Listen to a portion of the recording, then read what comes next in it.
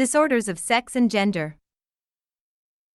Robert, a 57-year-old man, came to sex therapy with his wife because of his inability to get erections. He had not had a problem with erections until 6 months earlier, when they attempted to have sex after an evening out, during which he had had several drinks. They attributed his failure to get an erection to his being a little drunk, but he found himself worrying over the next few days that he was perhaps becoming impotent. When they next attempted intercourse, he found himself unable to get involved in what they were doing because he was so intent on watching himself to see if he would get an erection. Once again he did not, and they were both very upset. His failure to get an erection continued over the next few months. Robert's wife was very upset and frustrated, accusing him of having an affair, or of no longer finding her attractive. Robert wondered if he was getting too old, or if his medication for high blood pressure, which he had been taking for about a year, might be interfering with erections. When they came for sex therapy, they had not attempted any sexual activity for over 2 months. Sexual behavior is a major focus of both our private thoughts and public discussions. Sexual feelings are a crucial part of our development and daily functioning. Sexual activity is tied to the satisfaction of our basic needs, and sexual performance is linked to our self-esteem. Most people are fascinated by the abnormal sexual behavior of others and worry about the normality of their own sexuality.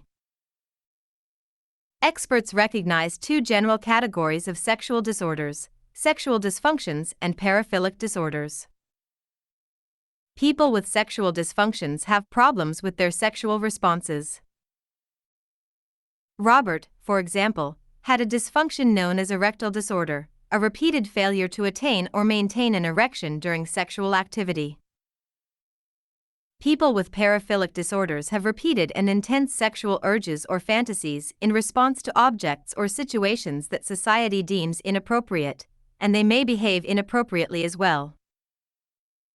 They may be aroused by the thought of sexual activity with a child, for example, or of exposing their genitals to strangers, and they may act on those urges. In addition to the sexual disorders, DSM-5 includes a diagnosis called gender dysphoria, a pattern in which people persistently feel that they have been born to the wrong sex, identify with the other gender, and experience significant distress or impairment as a consequence of these feelings.